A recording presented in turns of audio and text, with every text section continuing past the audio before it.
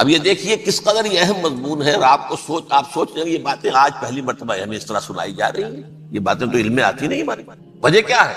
آپ کو دلچسپی نہیں ان چیزوں۔ جدید تہذیب نے ان چیزوں کی اہمیت کو زیرو کر دیا۔ قرآن میں اہمیت کا کیا عالم ہے؟ 7 جگہ یہ مضمون قرآن میں آیا ہے کہ فرشتوں کو ہم نے حکم دیا سجدہ کرو آدم کو، سب نے سجدہ کیا۔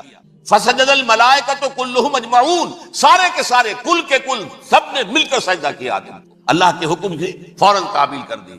الا ابلیس ابا واستکبر وکان من ابلیس نے نہیں کیا، انکار کیا، استکبار کیا، گھمنڈ۔ اور اس کو سورہ کہف میں بیان کر دیا گیا، یہ اس لیے کہ وہ اصل میں جنات میں سے تھا، اگرچہ شامل تو تھا فرشتوں میں اس وقت۔ کانا من الجن ففسق عن امر ربہ، وہ اصل میں جنات میں سے تھا، اس وجہ سے وہ اپنے رب کے اس فیصلے کے خلاف کھڑا ہو گیا، سرکشی تھی اس میں۔ یہ معاملہ اتنا اہم ہے، اب آپ سمجھیے کہ 7 مرتبہ سورہ بقرہ، سورہ اعراف، سورہ حجر، سورہ بنی اسرائیل، سورہ کہف، سورہ طٰہٰ، سورہ صاد، 6 مکی صورتوں میں ذکر ہے یہ، اور ایک مدنی صورت سورہ بقرہ۔ ان میں سے اکثر مقامات پر پھر جب اللہ نے کہا کہ اچھا تم نے یہ سرکشی کی ہے اور ہمارے حکم کی خلاف ورزی کی ہے تو یہاں سے نکل جاؤ، دفع ہو جاؤ، تم مردود ملعون، ان علیک لعنتی الی یوم الدین، اب تجھ پر لعنت رہے گی میری قیامت کے دن۔ اس نے کہا اچھا پروردگار پھر مجھے ذرا مہلت دے دے، رب فانظرنی الی یوم یبعثون، قیامت تک میری زندگی طویل کر دے۔ فذهب فإنک من المنظرین، کہہ دیا اچھا جاؤ، تمہاری یہ درخواست بھی ہم نے قبول کی۔ اس نے کہا پروردگار اب میں اس آدم کو بھی گمراہ کر کے چھوڑوں گا اور آدم کی نسل کو تباہ کر کے چھوڑوں گا۔ انتہائی شدید چیلنج کے انداز میں یہ قرآن مجید میں 4-5 مرتبہ بنا۔ میں نے صرف 2 جگہ سے آپ کو اس وقت کوٹ کر کے سنایا تھا۔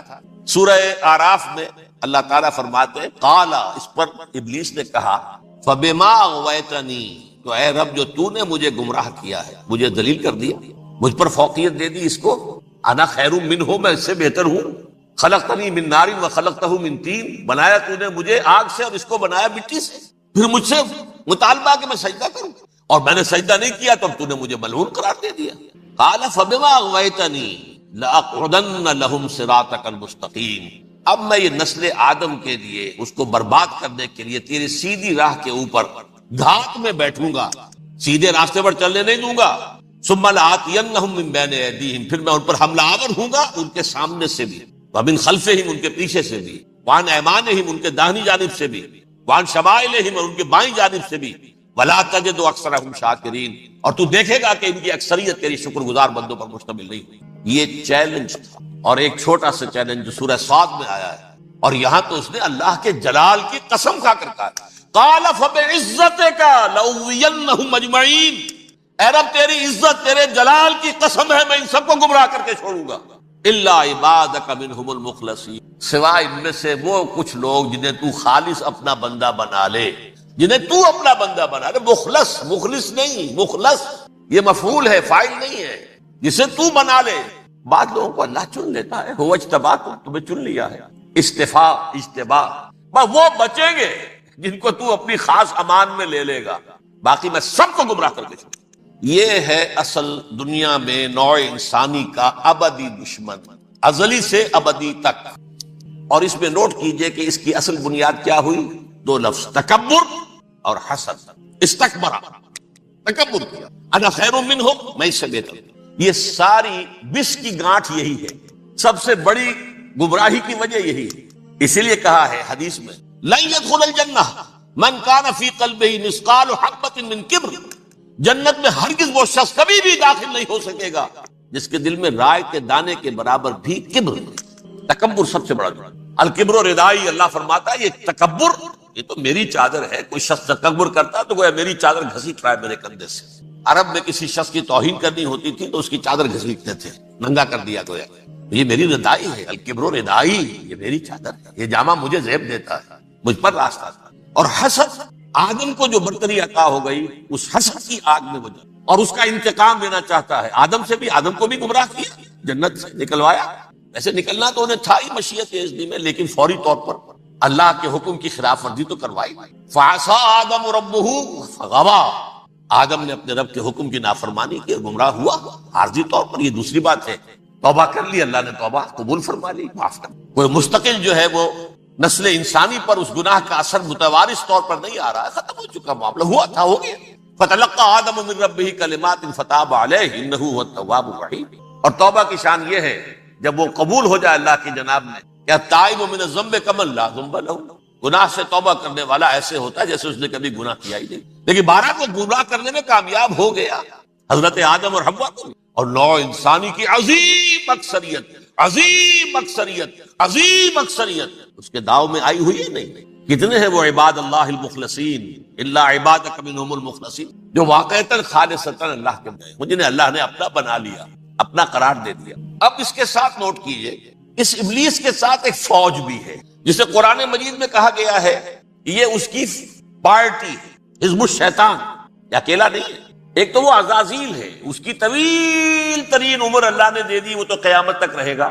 باقی بھی جنات جو ہیں ان کی نسل میں سے یا اس کی نوع میں سے اس کی نسل میں سے جنات کی عمریں انسانوں کی عمروں سے زیادہ ہیں، بہت زیادہ ہیں. لیکن پھر بھی اتنی نہیں ہے. یہ خاص ہے اس کا معاملہ کہ اس نے کہا تھا رب انظرنی الی یوم یبعثون، مجھے دے دے مہلت اس وقت تک تاکہ میں ثابت کر کے دکھا دوں کہ جسے تو نے یہ خلافت دیا یہ اس کا اہل نہیں ہے. Let me prove this point ولا تجد اکثرهم شاکرین، تو ان کی اکثریت کو شکر گزار نہیں پائے گا. وہ ابلیس جو ہے وہ ریکروٹ کرتا ہے اپنے فوجی، اول تو خود جنات میں سے جو اس کے نمبر 1 لشکری ہے. قرآن مجید میں اس کا اشارہ دیا گیا ہے انہ یراکم ہوا وقبیلہ من حیث لا ترونہم. دیکھو لوگو، اے انسانوں، وہ ابلیس لعین عزازیل اور جو اس کے قبیلے کے لوگ ہیں، جنات ہیں، وہ تمہیں وہاں سے دیکھتے ہیں اور تاکتے ہیں اور حملہ کرتے ہیں جہاں سے تم انہیں نہیں دیکھتے. وہ غیر مرئی ہیں، انویزیبل ہے، تمہیں نظر نہیں آتے. ویزیبل دشمن کا وار تو روک لو گے، انویزیبل کا کیسے روکو گے؟ انہو یراکم ہوا وقبیلہ، اکیلا ہی نہیں ہے وہ تو تمہیں تاکتا ہے، تم پر حملہ کرتا ہے، گھات میں لگ کر جو ہے تمہارے اوپر حملہ کرتا ہے، وہ بھی اور اس کے ساتھ اس کے قبیلے کے لوگ جنات بھی، من حیث لا ترونہم، جہاں سے کہ تم انہیں نہیں دیکھتے. لیکن اس کے علاوہ وہ انسانوں میں سے بھی ریکریوٹ، رنگ روٹ وہ برپا کر، وہ جو ہے ان کو اپنے پاس رکھتا ہے فوج کے. جس کی سب سے بڑی مثال کیا ہے؟ سورہ مجادلہ میں اللہ تعالیٰ نے منافق، حالانکہ وہ کون تھے؟ بظاہر حضور کا کلمہ پڑھنے والے، حضور کے پیچھے نماز پڑھنے والے، اسلام کا دعویٰ کرنے والے، ان کو اللہ فرماتا ہے اولئک حزب الشیطان الا ان حزب الشیطان هم الخاسرون.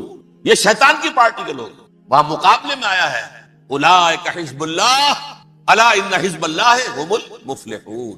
یہ دو پارٹیاں ہیں، حزب اللہ اللہ کی پارٹی جو اس کے مخلص بندے ہیں وہ اللہ کی پارٹی، اور جو شیطان کے مرید بن گئے اس کے ہاتھ پر بیعت کر لی، لہذا وہ اس شیطان کی پارٹی کے لوگ ہیں، چاہے وہ انسان ہو چاہے جن ہو. تو انسانوں میں سے بھی اس کے حزب میں، اس کی پارٹی میں اس کے ایجنٹ ہیں، اور بہت، بلکہ بہت سے تو ایسے ہیں کہ جو جنات کے بھی کان کتر دیں، ان کو بھی شیطنت سکھا دیں، پڑھا دیں. لیکن اب ایک بات سمجھیے، ایک دنیا میں نسل اور قوم بھی ایسی ہے جو ایک خاص وقت سے بحیثیت مجموعی من حیث القوم ابلیس کی ایجنٹ بن گئی. وہ کون ہے؟ وہ یہودی. یہ یہودی قوم جو ہے، اس میں ایک تو کچھ یہ کہ ان کی فطرت کے اندر یہ تھا کہ ہم ہیں اصل انسان، باقی انسان جو ہے وہ انسان نما حیوان ہے، ان کی کوئی حیثیت ہی نہیں. ہم ہیں اصل انسان، نحن ابناء اللہ واحباؤ. باقی یہ جنٹائلز، یہ گوئمز، غیر یہودی، یہ تو حیوانات ہیں.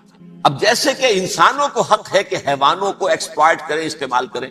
گھوڑے کو آپ تانگے میں باندھتے ہیں کہ اس کی پسینے کی اور محنت کی کمائی ہے جو کھاتا ہے تانگا چلانے والا. البتہ یہ ضرور ہے کہ چونکہ اگلے روز پھر جوتنا ہے تو کچھ نہ کچھ تو اسے بھی کھلائے گا نا، اپنی کمائی میں سے کچھ دانے کھلائے گا، کچھ اور گھاس دے گا. یا بیل کو جوتنا ہے ہل میں، کچھ نہ کچھ اس کو دینا ہوگا کھانے کو، لیکن پھر اسے استعمال کرنا. تو ان کا مستقل قول یہ ہے کہ اصل انسان ہم ہیں، باقی پوری نوع انسانی ہمارے لیے حیوانوں کے درجے میں. ہم چاہیں جس طرح انہیں استعمال کریں، ایکسپلائٹ کریں، دھوکہ دیں، جیسے چاہیں لوٹیں، کھسوٹیں، سب کچھ کریں، بدہضی کریں، ان سے سود لیں، سب کریں، جو بھی ممکن طریقہ ہو. یہ ہمارے لیے، ہم ڈومینیٹ کریں گے، اور یہ در حقیقت ہمارے اعلی کار ہے. ایک تو اس اعتبار سے یہود بقیہ پوری نوع انسانی کے دشمن بن گئے. قرآن مجید کی وہ آیت بھی میں نے آپ کو سنائی، وَقَالُوا لَيْسَ عَلَيْنَا فِي الْأُمِّيِّينَ سَبِيلٌ. یہ امیین کہتے تھے نا ان کو، جو غیر یہودی ہیں، کیونکہ ان کے پاس کتاب تھی، تورات تھی، اور کتاب نہیں تھی کسی کے پاس. لہذا یہ ان پڑھ ہے، پاگل ہے، جاہل ہے، امی ہے. ہم ہیں صاحب کتاب، ہمارے پاس شریعت، ہمارے پاس کتاب. یہ لوگ ان پڑھ ہیں، جاہل. لَيْسَ عَلَيْنَا فِي الْأُمِّيِّينَ سَبِيلٌ.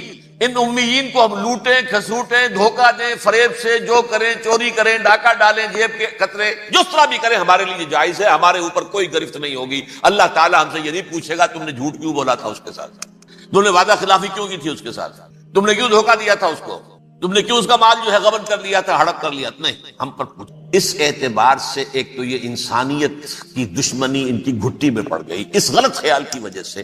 ہم تو بخشے بخشائے ہیں, we are the chosen people of the Lord. ہمیں تو اللہ اگر جہنم میں داخل بھی کرے گا تو صرف چند دن, لن تمسنا النار الا ایاما معدودات. باقی اصل میں تو ہم تو اللہ کے پسندیدہ, نحن ابناء اللہ واحباہ, اس کے بیٹوں کے مانند ہیں, بڑے چہیتے ہیں, لاڈلے ہیں. یہ باقی دنیا باقی انسان ہماری چراہ گاہ ہے, جیسے چاہے چرے جس طرح چاہے ہڑپ کر جائے. یہ تو ان کا پہلے سے مستقل معاملہ تھا. لیکن اس کے بعد ان کی تاریخ میں ایک دور وہ آیا جب حضرت مسیح علیہ السلام ان میں مبعوث کیے گئے.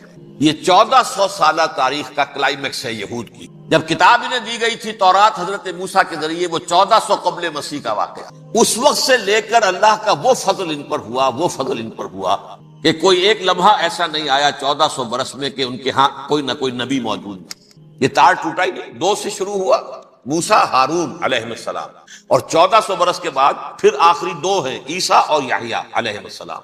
یوں سمجھ لیجئے, اور اس کے درمیان یہ تار ہے, اور اس تار میں کوئی ایک لمحہ ایسا نہیں آیا کہ کوئی نبی موجود. اس میں اتار چڑھاؤ بہت سے آئے ہیں, اس کا وہ میرا موضوع نہیں ہے. اس وقت قبل مسیح کی تاریخ جو ہے وہ میرا موضوع نہیں ہے. قرآن مجید میں سورہ بنی اسرائیل کے پہلے رکوع میں اس کا تذکرہ موجود ہے. وَقَضَيْنَا إِلَىٰ بَنِي إِسْرَائِيلَ فِي الْكِتَابِ لَتُفْسِدُنَّ فِي الْأَرْضِ مَرَّتَيْنِ وَلَتَعْلُنَّ عُلُوًّا كَبِيرًا. 2 مرتبہ ان پر عذاب کے کوڑے برسے. پہلے اشوریوں کے ذریعے سے جو شامی تھے, سیرینز اشوری کہلاتے, پھر بابلیوں کے ذریعے سے یعنی عراقیوں کے ذریعے سے, بیبیلونیا نام تھا عراق کا پہلے. ان پر بہت بڑی بڑی تباہیاں آئیں, اللہ تعالیٰ کی طرف سے عذاب آئے. اس کے بعد پھر دوسرے دور میں دوسرا اقتدار کا دور آیا, خربستیاں بڑھ گئیں. تو پہلے گریکس کے ذریعے سے, یونانیوں کے ذریعے سے, اور پھر رومیوں کے ذریعے سے پسوایا گیا. یہ دور گزر چکے تھے ان پر, 2 عروج کے دور اور 2 زوال کے دور. میری چھوٹی سی کتاب ہے تنظیم اسلامی کا تاریخی پس منظر, 6-7 روپے کی ہوگی. اس کو آپ دیکھیں گے تو اس میں اس کا پورا نقشہ آپ کو مل جائے. ویسے تو یہ کہ میری جو ذرا بڑی کتاب ہے سابقہ اور موجودہ مسلمان امتوں کا ماضی حال اور مستقبل, اس میں میں نے ان معاملات پر بڑی تفصیل سے بحث کی. بہرحال یہ جو دور تھا ان کا 1400 سالہ, وہ اونچ نیچ سے ہوتا ہوا جب آیا ہے حضرت مسیح کی بعثت پر, تو ان کی شرارت کی انتہا یہ ہو گئی کہ اللہ تعالیٰ نے مسیح کو رسول بنا کر بھیجا. رسولاً الی بنی اسرائیل. حضرت موسیٰ اور حضرت عیسیٰ کے درمیان رسول کوئی نہیں ہے, سب نبی ہیں. حضرت موسیٰ رسول تھے اور حضرت عیسیٰ رسول. درمیان میں داؤد ہو, سلیمان ہو, یشعیاء ہو, زکریا ہو, یہ سب نبی ہیں. یحییٰ نبی ہے, رسول نہیں ہے. لہذا وہ شہید کر دیے گئے. رسول شہید نہیں ہو سکتا, قتل نہیں ہو سکتا. لیکن عیسیٰ اور موسیٰ کے درمیان 1400 برس ان کے جو ہیں, اس کا کلائمیکس ہے حضرت مسیح علیہ السلام کی بعثت. اور حضرت مسیح علیہ السلام کو جسے اللہ نے اپنی روح قرار دیا, روح منہ کلمتہ القاہا الی مریم, اللہ کا کلمہ, عظیم ترین معجزات. انہوں نے کیا کہا, یہ ولد الزنا ہے, حرام زادہ ہے, معاذ اللہ, نقل کفر نباشا, یہ جادوگر ہے, یہ مرتد ہے, یہ واجب القتل. اصل حکومت اس وقت رومیوں کی تھی حکومت, لیکن انہوں نے انہیں آٹونومی دے رکھی تھی, اپنے مذہبی معاملات تم خود طے کر سکتے. تو قائفاس جو اس وقت کا ان کا ہیڈ ربائی تھا سب سے بڑا, اس کی عدالت نے فیصلہ کیا مسیح کو سولی چڑھا دیا جائے.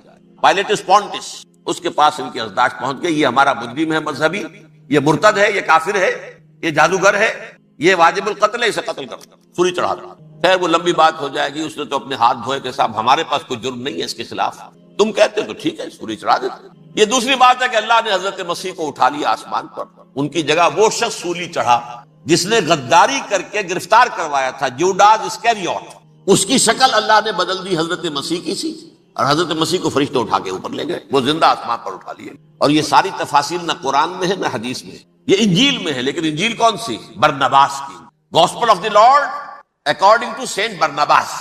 یہ حواریین مسیح میں سے تھے, لیکن عیسائی ان کو تسلیم نہیں کرتے, ان کی بائبل کو صحیح نہیں مانتے, کینونیکل نہیں مانتے. 100 انجیلیں تھیں, 104 تھیں جن میں سے 4 چنی ہیں انہوں نے. یہ متی اور جان اور مرقس مارکس یہ ہے, تو یہ 4 انجیلیں ہیں, انہوں نے تسلیم کیے کہ یہ کینونیکلز ہیں, یہ تو ہیں حقیقی. باقی جو ہے 100 اس کو وہ تسلیم نہیں. ان میں سے ایک ہے یہ برنباس, اس میں یہ تفصیل ہے کہ اللہ تعالیٰ نے اس شخص کی جیوڈاس کی، جیوڈاس اس کو انگریزی میں کہتے ہیں، اس کی شکل بدل دی حضرت مسیح کی سی، وہ گرفتار ہوا، وہ سولی چڑھا، وہ غدار تھا، غداری کی سزا اسے ملنی تھی، وہ مل گئی۔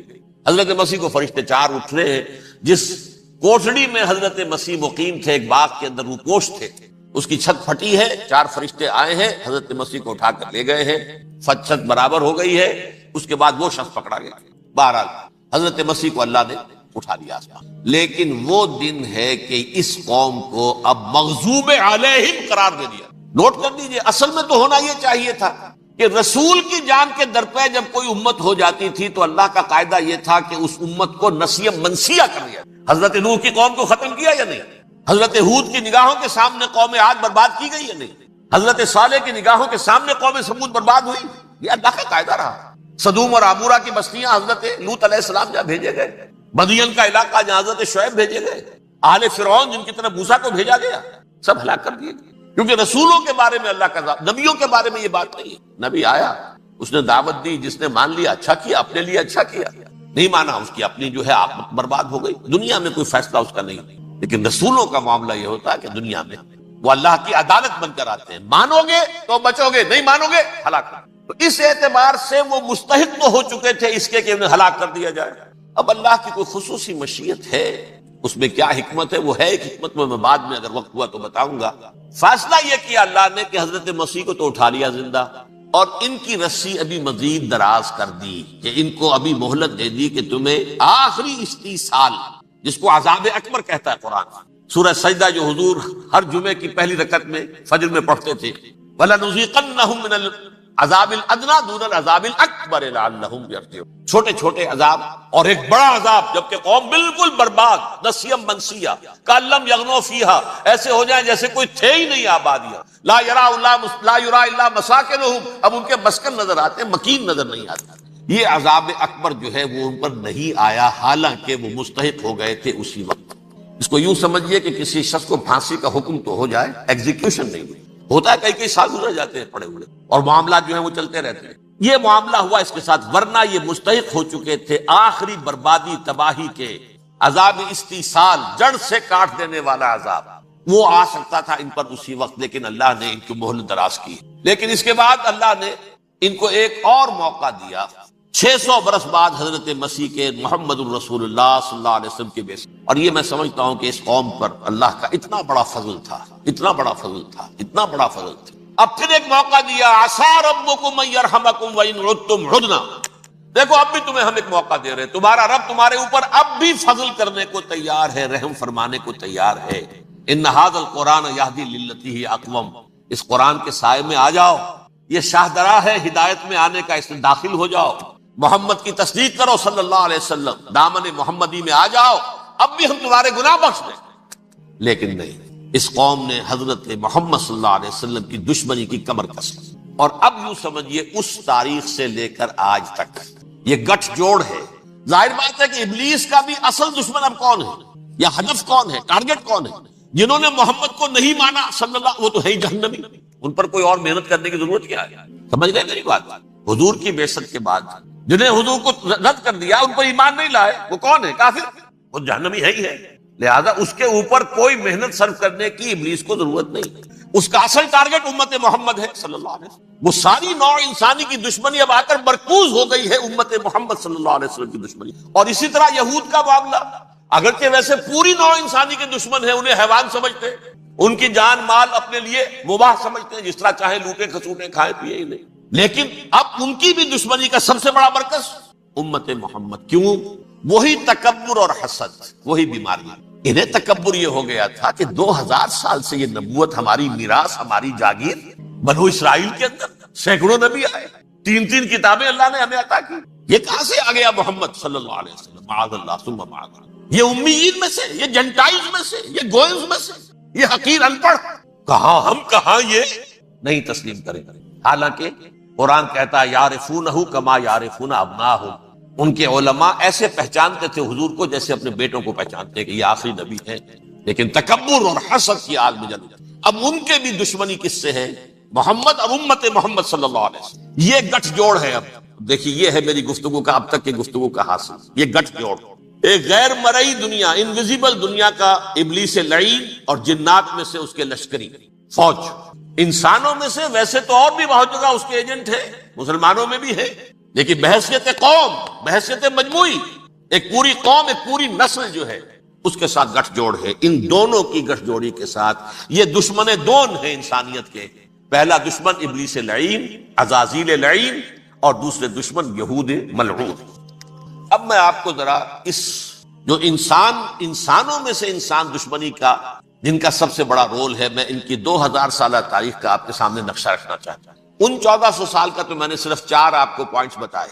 موسیٰ سے عیسیٰ تک 1400 برس علیہ الصلوۃ والسلام، 2 مرتبہ عروج، 2 مرتبہ زوال، اشیریوں کے ہاتھوں پٹوائی، بابلیوں کے ہاتھوں پٹانا، گریکس کے ہاتھوں مرمت، رومنس کے ہاتھوں۔ یہ جو 2000 سال ہیں، کیونکہ اب تو ظاہر بات ہے 21ویں صدی شروع ہو گئی، 20 صدیاں حضرت مسیح کو پوری ہو گئی۔ پہلی بات نوٹ کیجئے، حضرت مسیح کی پیدائش ہے سن 1 قبل مسیح۔ یہ نکتہ آپ نے کبھی سنا ہے یا نہیں؟ جب ملینیم کا سلسلہ شروع ہوا تھا پچھلے سال تو میں نے بیان کر دیا تھا کہ ایک عجیب حساب کے اندر انہوں نے غلطی کی ہوئی ہے۔ حضرت مسیح کی پیدائش ہوئی 25 دسمبر کو، سن انہوں نے شروع کر دیا، اس کے بعد جنوری آئی تو پہلا سال شروع ہو گیا۔ اگر جنوری سے پہلا سال شروع ہوا تو یہ 6 دن جو ہے تو اس کے پچھلے سال میں تھے، لہذا کہا جائے گا کہ Jesus Christ was born 1 year before Christ BC، تو 1 قبل مسیح میں حضرت مسیح کی پیدائش ہوئی۔ یہ آخری اسرائیلی نبی اور رسول، یہودی علماء کی مخالفت، دشمنی، سولی پر چڑھوا دینا میں بیان کر چکا ہوں۔ سن 33 عیسوی میں جبکہ حضرت مسیح کی عمر 33 برس تھی، اللہ تعالیٰ نے انہیں زندہ آسمان پر اٹھایا، لیکن یہودیوں نے اپنے خیال کے مطابق انہیں سولی پر چڑھوا دیا، ان کی موت واقع۔ اگرچہ اس کے بعد یہ اختلاف ہے، یہودی کہتے ہیں وہ سولی پر چڑھ گیا، ختم ہوا، مر گیا، عیسائی کہتے ہیں نہیں، انتقال ہوا ہے مسیح کا صلیب پر، لیکن پھر وہ دوبارہ زندہ ہو گئے ہیں۔ ان کی لاش ایک غار میں رکھ دی گئی تھی، وہاں ریزریکشن ہو گیا، ان کا باعث بعد الموت وہی ہو گیا، اور پھر انہیں اللہ نے زندہ آسمان پر اٹھا لیا۔ تو ہمارے اور عیسائیوں کے درمیان نوٹ کر لیجئے، یہ چیز مشترک ہے کہ حضرت مسیح آسمان پر زندہ اٹھائے گئے۔ فرق کیا ہے؟ وہ سمجھتے ہیں کہ سولی دیے گئے، سولی پر مرے، پھر زندہ ہوئے، پھر گئے۔ ہم سمجھتے ہیں کہ نہیں، وما صلبوہ وما قتلوہ، انہوں نے نہ صلیب دے سکے انہیں اور نہ انہیں قتل کر سکے، بل رفع اللہ الیہ، اللہ نے اٹھا لیا۔ پھر ہمارا اور یہ اس کا عیسائیوں کا ایک اور اتفاق ہے، سیکنڈ کمنگ آف جیسس، حضرت مسیح دوبارہ آئیں گے، یہ عیسائیوں کا بھی عقیدہ ہے اور ہمارا بھی۔ بہرحال تو جیسا کہ میں نے عرض کیا کہ اس وقت یہ عذاب استیصال، عذاب اکبر کے مستحق ہو چکے تھے، لیکن اللہ نے ان کی مدت دراز کی، لیکن ان پر دنیاوی عذاب کا ایک کوڑا جو ہے اللہ تعالیٰ کی طرف سے اسی وقت برسا۔ دنیاوی عذاب دنیا میں رہتے ہوئے ختم نہیں کیا گیا۔ 37 برس بعد حضرت مسیح کے رفع سماوی کے 37 برس بعد سن 70 میں یہودیوں نے بغاوت کی رومیوں کے خلاف، رومی ٹائٹس جنرل تھا ایک، اس نے پھر جو حملہ کیا ہے، 1,33,000 یہودی ایک دن میں قتل کیا یروشلم میں، اور ہیکل سلیمانی گرا دیا۔ وہ ہیکل پہلے بھی گرا تھا، پہلے 1400 سال کے دوران میں بھی نبوکدنضر نے گرایا تھا، لیکن پھر اس کے 150 سال بعد انہوں نے دوبارہ بنا لیا تھا، اس لیے وہ اسے سیکنڈ ٹیمپل کہتے ہیں۔ پہلا ٹیمپل جو حضرت سلیمان نے بنایا تھا، نبوکدنضر نے گرا دیا 587 قبل مسیح میں، پھر دوبارہ انہوں نے 150 سال کے بعد بنا لیا۔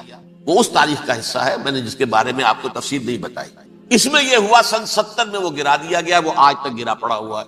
نمبر 2 یہ کہہ دیا گیا کہ یہودیوں اس ارض فلسطین سے نکل جاؤ، تم یہاں نہیں رہ سکتے۔ لہذا جس کا جہاں سینگ سمایا چلا گیا، یورپ میں چلے گئے، ایشیا میں آ گئے، عرب میں آ گئے، یہ 3 قبیلے جو رات بھی میں نے عرض کیا تھا، بنو قینقاع، بنو نذیر اور بنو قریظہ، یہ وہاں سے آ کے مدینے میں آباد ہو گئے، جس کا جہاں سینگ سمایا، افریقہ میں، ہندوستان میں، جہاں چلے گئے۔ ڈایاسپورا اسے کہتے ہیں، وہ آپ نوٹ کر لیجئے اس لفظ کو، ڈایاسپورا، ہمارا دور انتشار، جبکہ ہمیں ہماری اصل سرزمین تو فلسطین ہے، حضرت ابراہیم کا مسکن، حضرت اسحاق، حضرت یعقوب کا مسکن فلسطین، یہ ہے ہماری اصل جاگیر، یہ تو ہماری جدی پشتی جاگیر ہے، لیکن یہاں سے نکال دیے گئے سن 70 عیسوی میں، اور وہاں سے لے کے 1917 تک ان کا ڈایاسپورا جاری رہا، یہ دور انتشار۔ اس دور انتشار کے اب چند حصے ہیں جس کو میں چاہتا ہوں کہ آپ علیحدہ علیحدہ سمجھیں۔ دور انتشار کا جو پہلا جو ہے تقریباً 300 برس، رومی حکمران تھے، وہ یہودیوں کے بھی دشمن تھے اور عیسائیوں کے بھی دشمن تھے، عیسائی اور یہودی ایک دوسرے کے بھی دشمن تھے، لیکن رومی سمجھتے تھے کہ یہ ایک ہی تھیلی کے چٹے بٹے ہیں، رومیوں کے نزدیک عیسائی بھی یہودیوں ہی کا ایک فرقہ تھے، کوئی علیحدہ مذہب تو تھا ہی نہیں، لہذا رومی جو ہیں رومنز وہ ان دونوں کو ستاتے تھے، مارتے تھے، اور یہ آپس میں لڑتے تھے، یہودی عیسائیوں کو مارتے تھے، عیسائی یہودیوں کو مارتے تھے۔ یہ ہے 300 برس تک کی۔ سن 300 عیسوی میں کیا ہوا؟ ایک معجزہ ہو گیا۔ بہت عظیم ایمپرر کانسٹینٹائن، قسطنطین اعظم، رومن ایمپررز میں سے بہت بڑا ایمپرر، وہ عیسائی ہو گئے۔ اب تو معاملہ بالکل تلپٹ ہو گیا، پوری سلطنت عیسائی ہو گئی۔ اب عیسائیوں کے عیش ہو گئے اور یہودیوں پہ مار پڑنی۔ اب عیسائیوں کا آپ خود سوچئے کہ جنہیں وہ خدا بنا بیٹھے ہیں، خدا کا بیٹا قرار دے رہے ہیں، ان کے قاتل کون؟ یہودی بدماش۔ لہذا ان کی وہ پٹائی شروع ہوئی ہے یورپ میں، پوری رومن امپائر میں انہیں ذلیل کیا گیا، شہروں میں آمد بند، علیحدہ رہو، گھیٹوز کے اندر رہو۔ یہودی کا نام جو ہے وہ گالی بن گیا، جیسے آج بھی یہودی گالی کہتے ہیں، جیسے خنزیر کا لفظ، آخر وہ بھی اللہ کی مخلوق ہے، لیکن آپ کو معلوم ہے کوئی شخص زبان پہ نام نہیں لانا چاہتا خنزیر کا، سور کا، ہے تو مخلوق، وہ بھی ایک حیوان ہے۔ ایسے ہی ہے یہودی گالی، گالی۔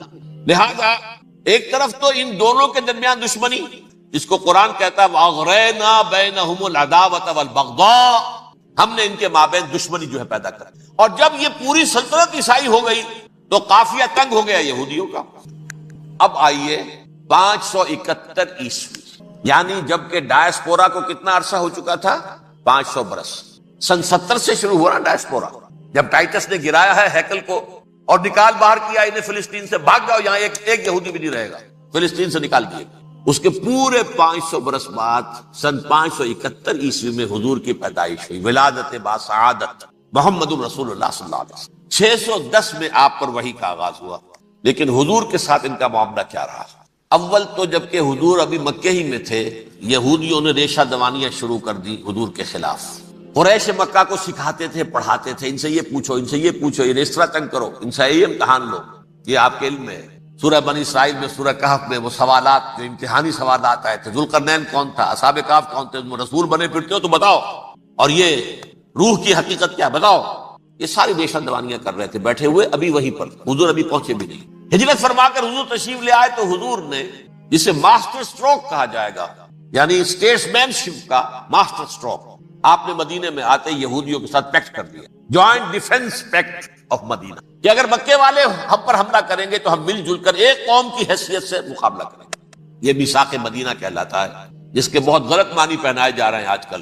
بہرحال میں موضوع میرا چونکہ یہ نہیں، میں ادھر نہیں جاؤں گا، لیکن ہوا کیا؟ ہر مرتبہ یہ خیانت کے مرتکب ہوئے، ان نے جو عہد کیے تھے ان سے پھرے، اندر ہی اندر سازش، ریشہ دوانی، حضور کی بدترین دشمنی۔ سورہ نساء کی آیت نمبر 12 میں، 14 میں، 13 میں فرمایا ہے لا تزال تطلع علی خائنۃ منہم، اے نبی ہمیشہ آپ کے علم میں ان کی طرف سے خیانتیں، بددیانتیاں آتی رہیں گی، اور بار بار وہ مسلسل جنگ کی آگ بھڑکاتے تھے، قریش کو دعوت دیتے، آؤ آؤ آؤ، ہم اندر سے بغاوت کر دیں گے، تم آؤ تو صحیح، ختم کریں محمد کو اور اہل ایمان کو صلی اللہ علیہ وسلم رضی اللہ تعالی عنہ اجمعین۔ لیکن پھر جب وہ آتے تھے تو یہ دبک جاتے تھے، ان میں ہمت نہیں تھی، میدان کے مرد نہیں رہے تھے۔ یہ سورہ حشر میں ان کا نقشہ کھینچا گیا ہے، کھلے میدان میں مقابلے کی اس کے اندر صلاحیت ہی نہیں ہے۔ یہ تو فصیلوں کے پیچھے سے، جیسے عورتیں کہیں دیہات میں لڑائی ہوتی ہے تو مرد جو ہے گلیوں میں لڑتے ہیں، عورتیں اوپر سے پتھر پھینکتی ہیں، بس وہ کام یہ کر سکتے تھے، من ورائے جدر، فصیلوں کے پیچھے سے، جنگ میں میدان میں نہیں آ سکتے۔ بہرحال قرآن مجید میں ہے یہ، سورہ مائدہ کی آیت نمبر 64، کلما اوقدوا نارا للحرب اطفاها اللہ، اکثر و بیشتر مواقع پر تو یہ جب آگ بھڑکاتے تھے جنگ کی، اللہ اسے بجھا دیتا تھا۔ لیکن بہرحال اس کے باوجود جنگیں ہوئی، غزوہ بدر، غزوہ احد ہوئی کہ نہیں، یہ ساری اس اصل شرارت ہوئی، اور اس کے نتیجے میں حضور نے پھر ایک ایک کر کے 3 قبیلوں کو سزا دی۔ غزوہ بدر کے فوراً بعد بنو قینقاع نکالے گئے، غزوہ احد کے فوراً بعد بنو نذیر نکالے گئے، اور غزوہ احزاب کے بعد بنو قریظہ نکال دیے۔ یہ تو میں نے آپ کے سامنے رکھ دیا صرف حضور کے زمانے میں ان کا کیا رویہ رہا، دشمن۔ رات بھی ہم نے وہ آیت پڑھی تھی، لَتَجِدَنَّ أَشَدَّ النَّاسِ عَدَاوَةً لِلَّذِينَ آمَنُوا الْيَهُودُ وَالَّذِينَ أَشْرَكُوا، اہل ایمان کی دشمنی میں شدید ترین تم پاؤ گے یہودیوں کو اور مشرکین بھی بعد میں ہے، پہلے یہود۔ حضور کے بعد کیا ہوا اب یہ نوٹ کیجئے، یہ ان کی تاریخ کا دوسرا دور۔ حضرت عمر رضی اللہ تعالیٰ عنہ کا عہد خلافت ہے، بیت المقدس کا محاصرہ کیا گیا، فصیل بڑی اونچی، شہر اندر سے سیلف سفیشینٹ، حملے کا راستہ کوئی نہیں، محاصرہ طول کھینچ رہا ہے، لیکن ان کے پاس رسد بھی موجود ہے، پانی بھی موجود ہے، وہ دروازے بند کر کے بیٹھے ہوئے۔ بالآخر اللہ تعالیٰ کی مشیت کا ظہور کیسے ہوا؟ ان کے کچھ علماء آئے فصیل پر، کہا دیکھو مسلمانوں، تم قیامت تک بھی یہاں پڑے رہو گے محاصرہ کر کے، ہمارا یہ شہر فتح نہیں ہوگا۔ ہاں ایک درویش بادشاہ کے ہاتھوں یہ شہر فتح ہونا ہے، لیکن تمہارے اندر ہمیں وہ نظر نہیں۔ ابو عبیدہ بن الجراح رضی اللہ تعالی عنہ امین هذه الامہ، ان کا فوراً ذہن گیا وہ درویش بادشاہ مدینے میں بیٹھا ہوا ہے عمر رضی اللہ تعالی۔ اب ایک اور عمر بھی ہے جو قندھار میں بیٹھا ہے، نقشہ وہی ہے، سادگی کی حد تک نقشہ وہی، بالکل وہی، اپنی آنکھوں سے دیکھا وہی ساتھ۔ عمر اول عمر ثانی تھے عمر بن عبد العزیز۔ اب ایک اللہ کے فضل سے اللہ تعالیٰ ایدہ اللہ بنصرتہ، اللہ تعالیٰ ان کی نصرت فرمائے، دشمنوں کو ان کے مقابلے میں نیست و نابود کرے۔ انہوں نے ریکویسٹ بھیج دی کہ حضور تشریف لائیے، یہ شہر فتح ہو جائے گا۔ وہ ہے سفر تاریخی، اتنا طویل سفر، تقریباً 700 میل، ایک اونٹ، ایک خادم، ایک منزل پہ امیر المومنین اوپر بیٹھے، خادم آگے چل رہا ہے، اگلی منزل پہ خادم اوپر بیٹھا ہے، امیر المومنین آگے جا رہا ہے۔ اور جب پہنچے ہیں تو وہ باری تھی خادم کی، انہیں ہاتھ جوڑ دیا، حضور خدا کے لیے تم کیا کہیں گے لوگ، وہ میرا برا حال کر دیں گے، تمہیں شرم نہیں آئی؟ امیر المومنین پیدل آگے چل رہے ہیں نکیل پکڑ کر، اور تم بیٹھے ہو اوپر براجمان ہو۔ حضرت عمر فرمایا الدور دورک، نہیں باری تمہاری، بیٹھ۔ اس حال میں پہنچے ہیں۔ اور پھر یہ کہ ابو عبیدہ بن الجراح آئے ہیں، استقبال کیا ہے تو دیکھا ہے اس حال میں چلے آ رہے ہیں، عمر نکیل پکڑے ہوئے چلے آ رہے ہیں، اور کہتے ہیں کہ کہیں کیچڑ ویچڑ تھا، جوتے خراب ہو گئے تھے، وہ بھی اتار کے ہاتھ میں پکڑے ہوئے، کپڑے تو تھے ہی پھٹے ہوئے۔ انہوں نے کہا بھی حضرت ابو عبیدہ نے، دیکھیے یہ بڑا متمدن ملک ہے، بڑا مہذب علاقہ ہے یہ، آپ ذرا حلیہ اپنا درست فرما لیں تب جا کے پیش ہم آپ کو کریں گے۔ آپ نے فرمایا نحن قوم اعزنا اللہ بالاسلام، ہم وہ قوم ہیں جنہیں اللہ نے عزت دی ہے اسلام کے ذریعے سے، کپڑوں کے ذریعے سے، دولت کے ذریعے سے۔ اسی حال میں گئے ہیں، اوپر سے انہوں نے کھڑے ہو کر نشانیاں دیکھی ہیں، اپنی کتابیں کھولی، ہاں یہ وہی ہے، اچھا لو جی سرنڈر، شہر تمہارے ہاتھ میں۔ خون کا ایک قطرہ نہیں بہا اور بیت المقدس فتح ہوا۔ لیکن اس وقت حضرت عمر نے ایک نرمی یہ کی کہ یہودیوں کے لیے بھی اسے اوپن سٹی قرار دے دیا۔ یہ احسان عظیم حضرت عمر کا، اس سے پہلے یہودی آ ہی نہیں سکتا تھا، داخل ہی نہیں ہو سکتا تھا، وہاں وہ آ کر وزٹ نہیں کر سکتا تھا، زیارت نہیں کر سکتا تھا اپنے مقدس مقامات کی۔ حضرت عمر نے یوں سمجھیے کہ تقریباً 550 برس کے بعد ان کے لیے راستہ کھولا ہے کہ ہاں تم آ سکتے ہو، زیارت کر سکتے ہو۔ لیکن یہ عیسائیوں نے لکھوایا معاہدے کے اندر، انہیں یہاں آپ آباد ہونے کی اجازت نہیں دیں گے، لیکن کب وزٹ دی پلیسز، دیکھیں زیارتیں کریں اور جائیں۔ یہ معاہدہ حضرت عمر کا ہے رضی اللہ تعالیٰ عنہ، جو پھر خلافت راشدہ کے بعد بنو امیہ نے بھی اس کو آرڈر کیا، بنو عباس نے کیا، پھر جو ہمارے یہ ترکوں میں اندر خلافت آئی تو ترک خلفاء نے بھی اس معاہدے کی پوری پابندی۔ فلسطین میں آ سکتے ہیں یہودی صرف زائرین کی حیثیت سے، وہاں آباد نہیں ہو۔ اب آئیے اگلا دور آیا حضرت عثمان کا دور خلافت۔ یہ ہے وہ وقت کہ اب یہود نے امت مسلمہ کی پیٹھ میں چھرا کر دیا۔ وہ کیسے؟ ایک یہودی عبداللہ ابن سبا اسلام کا لبادہ اوڑھ کر آ گیا، معاشرے کا جائزہ لے لیا، ان میں بنو ہاشم اور بنو امیہ میں جو پرانی کشاکش تھی اس کے کچھ نہ کچھ جراثیم باقی ہیں، اگر ان کو ذرا بھڑکا دے تو مسلمانوں میں انتشار کر۔ کہا یہ عثمان کون ہے؟ یہ تو بنو امیہ میں سے ہے، یہ حق تو بنو ہاشم کا ہے، خلافت ان کے پاس ہونی چاہیے، محمد کے تو رشتہ دار وہ ہے صلی اللہ علیہ وسلم۔ عوام الناس کے اندر بات پھیلنی شروع ہوئی، پھر ایک بڑی سازش کے انداز میں حضرت عثمان کے خلاف پروپیگنڈا، حضرت عثمان کے جو عاملین تھے، گورنر تھے، ان کے خلاف پروپیگنڈا، اور ایسی ہوشیاری کرتے تھے کہ کوفے میں کوفے کے حاکم کے خلاف کچھ نہیں کہنا، اجی مصر میں یہ ہو رہا ہے، اجی شام میں یہ ہو رہا ہے، اجی یہ جو عثمان ہے وہ یہ کر رہا ہے، یہ ظلم ہو رہا ہے، یہ لوٹ مار ہو رہی ہے، یہ خیانتیں ہو رہی ہیں۔ اب نہ تو اس زمانے میں مینز آف کمیونیکیشن، کیسے تصدیق کریں؟ افواہیں تو آپ آج کراچی کے اندر شروع ہو جائے تو پتہ نہیں چل سکتا کسی کو کہ کیا اس میں صداقت ہے کیا جھوٹ ہے، اور بری بات جو ہے فطرت انسانی کی کمزوری ہے، وہ فوراً قبول کرتا ہے، کسی کے بارے میں اچھی بات ماننے کو تیار نہیں ہوتا، لیکن بری بات تو فوراً تیار ہے۔ بہرحال یہ فتنہ انہوں نے اٹھایا، حضرت علی کی الوہیت کا فتنہ اٹھایا، حضرت عثمان کے خلاف الفتنۃ الکبریٰ برپا کیا، حضرت عثمان شہید ہوئے۔ اس کے بعد 5 برس تک مسلمان ایک دوسرے کی گردنیں کاٹتے رہے، باہمی خانہ جنگی ہوئی، امت کو وہ زخم لگایا ہے جو آج تک جس سے خون رس رہا ہے۔ یہ شیعان عثمان اور شیعان علی تھے جو بعد میں پھر سنی اور شیعہ ہو، اور آج تک فتنہ کس نے جگایا؟ ایک عبداللہ ابن سبا یہود اور اس کے کارندے، شیطان کا ایجنٹ، اور انسانوں میں سے بھی اس کے جو بھی حواریین تھے اور شیطانوں کے اندر سے بھی تھے، انہوں نے بھی اس آگ کو بھڑکایا۔ یہ آپ سوچ لیجئے کہ یہ کس نے وہ زخم لگایا؟ یہودی۔ اگلا دور آیا، خلافت راشدہ ختم ہوئی، بنو امیہ کا بھی دور کافی گزر گیا، طارق ابن زیاد 712 عیسوی میں حملہ کرتے ہیں اسپین پر۔ اسپین اس وقت عیسائیت کا بہت بڑا گڑھ، بڑے کٹر ترین عیسائی جو ہے وہ اسپین میں تھے، لہذا یہودیوں کی وہاں بہت پٹائی ہوتی تھی، بہت پٹائی ہوتی ہے، میں بتا چکا ہوں، دشمنی تھی چلی آ رہی تھی عیسائیوں کے ہاتھوں یہودیوں کی، وہ تو سن 300 عیسوی سے ایمپرر کانسٹنٹائن کے بعد سے شروع ہو گئی۔ اس حوالے سے یہودیوں نے اس وقت چالاکی یہ برتی، کچھ راستے واسطے بتائے، کچھ مدد کی طارق ابن زیاد کی۔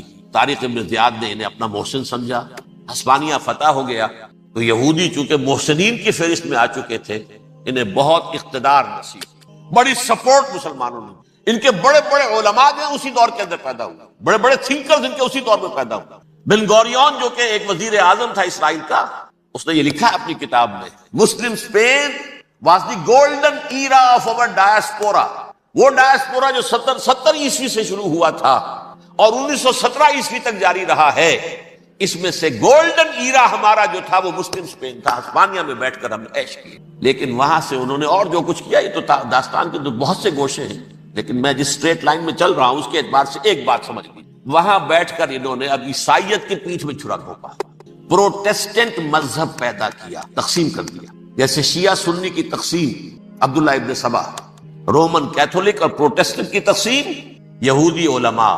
ہوتا کیا تھا، ہسپانیہ کی یونیورسٹیاں ہیں، کارڈووا میں ہے، ٹولیڈو میں ہے، گریناڈا میں ہے، غرناطہ، قرطبہ، تولیتلا، اور وہاں آتے تھے لوگ، فرانس سے چلے آ رہے ہیں نوجوان پڑھنے کے لیے، جرمنی سے چلے آ رہے ہیں، اٹلی سے چلے آ رہے ہیں، 3 ہی ملک قریب ترین پڑھتے ہیں سینٹرل جو یورپ کے ہیں۔ یہاں پر جو ہے وہ اسلام جو نور پھیلا رہا تھا اس سے بھی مستفیض ہوئے، جہالت کے جو ہے پردے ان کے وہ چھٹے، اس کے ساتھ ہی وہ یہودی وہاں ان کے اندر جو جراثیم داخل کر رہے تھے، وہ اس عیسائیت کے خلاف بغاوت، جو اس وقت دنیا میں عیسائیت اس وقت تھی، پوپ کا راج تھا دنیا میں اس وقت، یورپ میں جو عیسائیت تھی اس میں ایک طرف بادشاہ تھے، لیکن بادشاہوں کی حیثیت وہاں پر یوں سمجھ لیجئے کٹ پتلیوں کی تھی، اصل قوت پوپ کے ہاتھ میں۔ اور پوپ کو انہوں نے جیسے قرآن نے کہا اتخذوا احبارهم ورهبانهم اربابا من دون اللہ، کیونکہ سینٹ پال نے شریعت موسوی ساقط کر دی تھی تو اب شریعت تھی ہی نہیں، پوپ کو اختیار تھا جس چیز کو چاہے حلال قرار دے دے، جس چیز کو چاہے حرام قرار دے۔ اتخذوا احبارهم ورهبانهم اربابا من دون اللہ، انہوں نے کہا صاحب یہ پوپ کس بلا کا نام ہے، یہ بھی انسان ہے، بات تو ٹھیک تھی نا، اصل حیثیت تو کتاب کی ہونی چاہیے، ڈیوائن بک، دی ریویلڈ اسکرپچر، لہذا یہ کتاب ہر شخص پڑھ سکتا ہے، کوئی پوپ کے باپ کو جو ہے کوئی اس کے لیے پروپرائٹری رائٹس تو نہیں ہے کہ صرف پوپ پڑھ سکتا ہے یا پادری پڑھ سکتے ہیں، ہم بھی پڑھ سکتے ہیں، ہم بھی سمجھ سکتے ہیں۔ یہ باتیں تھی کہ جن کو بڑھا چڑھا کر بیان کر کے اور پوپ کا اقتدار ختم کرا دیا اور توجہ مرکوز کر دی بائبل کی طرف۔ اب بائبل میں بڑا حصہ تو اولڈ ٹیسٹامنٹ کا ہے، نتیجہ کیا ہوا، یہود کی عظمت پروٹیسٹنٹس کے نزدیک مسلم ہو گئی۔ اصل قوم تو یہ ہے، وہ دشمنی بدلی کہ نہیں بدلی، موسیٰ کے امتی یہ ہے، تورات موسیٰ کو دی گئی، ابراہیم کی نسل یہ ہے، لہذا وہ جو دشمنی تھی، جو عداوت تھی کہ ہمارے خدا کو سولی چڑھانے والے ہیں یہ بدماش، اس کا ازالہ ہوا۔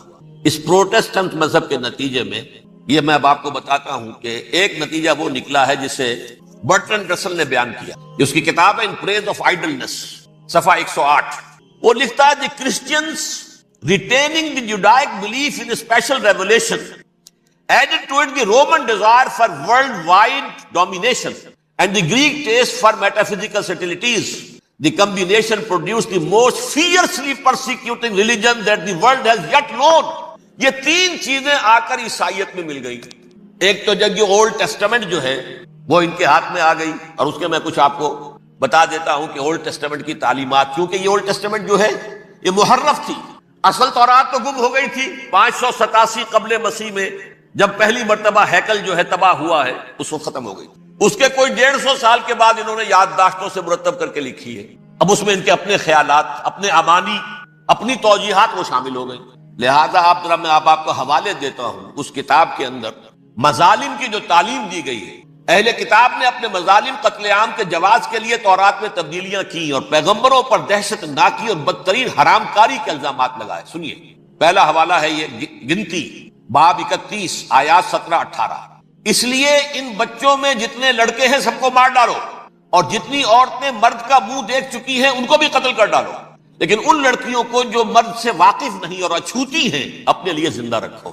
یہ کسی اللہ کی کتاب کا یہ جملہ ہو سکتا ہے، کسی ریویل بک کا؟ اور سنیے، یہ ہے استثناء ڈیٹرانومی باب 20 آیت 16 تا 18۔ پر ان قوموں کے شہروں میں جن کو خداوند تیرا خدا میراث کے طور پر تجھ کو دیتا ہے، کسی ذی نفس کو جیتا نہ بچا رکھنا، جیسا خداوند تیرے خدا نے تجھ کو حکم دیا بالکل نیست کر دے، مرد، عورتیں، بچے، بوڑھے، سب ختم۔ یہ کتاب مقدس ہے۔